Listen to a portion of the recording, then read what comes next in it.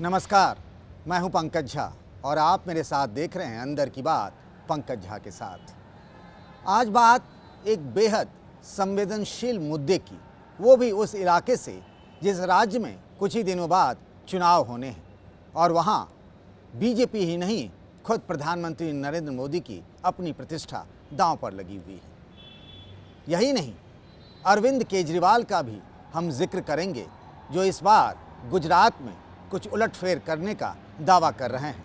यहाँ बात उनके मनीष सिसोदिया और भगत सिंह वाले बयानों को लेकर नहीं, बहुत संवेदनशील मुद्दा है और इस मुद्दे पर बीजेपी और आम आदमी पार्टी दोनों नंगी है और ये बात को मैं सिलसिलेवार तरीके से बताऊंगा।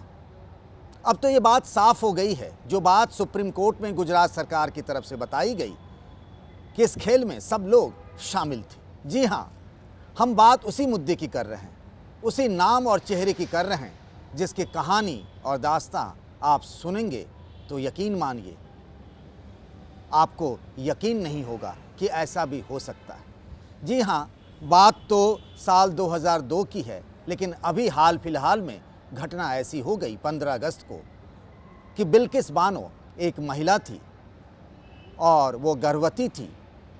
गुजरात दंगों के दौरान उसके साथ गैंगरेप हुआ, उसके सामने 3 साल की बेटी की हत्या कर दी गई। उस परिवार में 3 और महिलाओं के साथ गैंगरेप हुआ और 15 सदस्यों वाले इस परिवार में से 7 लोगों की दंगाइयों ने हत्या कर दी। इस मामले में सजा हुई, मामला मुंबई में चला और सिलसिलेवार तरीके से मैं बताता हूं कि 2008 को मुंबई के स्पेशल सीबीआई कोर्ट ने सभी 11 आरोपियों को दोषी ठहराते हुए उम्र कैद की सज़ा सुना दी। बाद में बॉम्बे हाई कोर्ट ने भी इस सज़ा को बरकरार रखा। अब हुआ ये कि इसी साल 15 अगस्त को सभी 11 जो दोषी थे उनको छोड़ दिया गया गुजरात में। सभी ने खुशी जाहिर की, प्रसन्नता जाहिर की। बीजेपी के एक विधायक ने तो मिठाइयाँ बांटी और वो वीडियो काफ़ी वायरल हुआ। सोचिए कि एक गर्भवती महिला के साथ गैंगरेप हुआ, उसकी हत्या हुई, उसके सामने ही उसकी बच्ची की हत्या हो गई और जब दोषी छूटे तो खुशियां मनाई गई, जश्न मनाया गया। और जब सवाल उठा, मामला सुप्रीम कोर्ट में पहुंचा, तो गुजरात सरकार ने जो हलफनामा दिया, जिसे एफिडेविट भी कहते हैं, उसमें गुजरात सरकार ने कहा कि इस मामले में तो इसी साल 11 जुलाई को केंद्र सरकार की चिट्ठी भी आई थी, जिसमें जो अपील की गई थी कि इन सभी दोषियों को छोड़ दिया जाए जेल से, उसमें केंद्र सरकार की भी मंजूरी थी। हालांकि सीबीआई ने इस बात का विरोध किया था। अब नियम तो इसमें 2 तरीके के हैं कि जो भी आरोपी है उसमें संविधान के अनुच्छेद 72 और 161 में राष्ट्रपति और राज्यपाल के पास कोर्ट से सजा पाए दोषियों की सजा कम करने, निलंबित करने और माफ़ करने का नियम है। और सीआरपीसी की धारा 433 ए में राज्य सरकार पर भी कुछ पाबंदियां लगाई गई हैं। फांसी या उम्र कैद की सजा पाए दोषी को तब तक रिहा नहीं किया जा सकता जब तक 14 साल की जेल की सज़ा न काट ले। तो ये जो 11 दोषी थे, ये 14 साल की सज़ा काट चुके थे, 15 साल से ज़्यादा हो चुका था और इन सब आरोपियों को, मतलब दोषियों को, छोड़ दिया गया। अब गुजरात में चुनाव हैं। आम आदमी पार्टी कह रही हमारा मुकाबला बीजेपी से है। एक तरीके से बीजेपी भी मान रही है कि आम आदमी पार्टी भी कंटेस्ट में है। ये रणनीतिक तौर पर कहा जा रहा है और इन दोनों पार्टियां जो हैं वो इस मुद्दे पर खामोश हैं। वो अरविंद केजरीवाल जो बात करते हैं, सेक्युलरिज्म की भी बात करते हैं, महिलाओं की भी बात करते हैं, लेकिन इस मामले में चुप्पी साध लेते हैं क्योंकि सवाल है कि कहीं वोट न खिसक जाए। उनको लगता है इस बात से हिंदू वोटर नाराज हो जाएगा। प्रधानमंत्री नरेंद्र मोदी की मैं बात करूं, इसी साल लाल किले की प्राचीर से 15 अगस्त को भाषण करते हुए उन्होंने कहा था कि हम बेटियों से कहेंगे कि बेटियों सबसे कहेंगे कि वो बेटियों का सम्मान करें।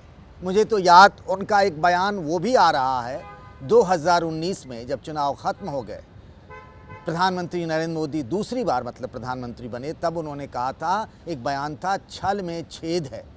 इसको ज़रा मैं विस्तार से बताऊं कि उन्होंने उन पार्टियों की तरफ इशारा किया था जो मुस्लिम तुष्टीकरण के नाम पर मुसलमानों को डराते हैं। यहाँ बात किसी हिंदू और मुसलमान की नहीं होनी चाहिए, यहाँ बात एक पीड़िता की होनी चाहिए इंसाफ की होनी चाहिए, न्याय की होनी चाहिए। जो कुछ बिल्किस बानो के साथ हुआ उसमें कोई भी पार्टी क्यों नहीं खिलाफ में खड़े रहे, जिसके साथ ये घटना हुई और उसके बाद जिस तरीके से दोषी छोड़ दिए गए। लेकिन बीजेपी के नेता तो सभी खामोश हैं ही। हद की बात यह है और हैरानी की बात यह है कि आम आदमी पार्टी ने भी इस मुद्दे को भुला दिया है। उनके लिए मुद्दा ही नहीं है, उनके लिए मुद्दा कुछ और होता जा रहा है। अरविंद केजरीवाल कहते हैं कि जन्माष्टमी के दिन उनका जन्म हुआ था तो वो कंस को ख़त्म करने आ रहे हैं। वो भी एक तरीके से हिंदूवाद पर चल रहे हैं, चूँकि उनको वोट चाहिए। कांग्रेस पार्टी ज़रूर इस मुद्दे को उठा रही है, लेकिन वो भी ट्वीट करने और बयान देने भर ही सीमित है। आज भी राहुल गांधी ने ट्वीट करके इस बात को उठाया।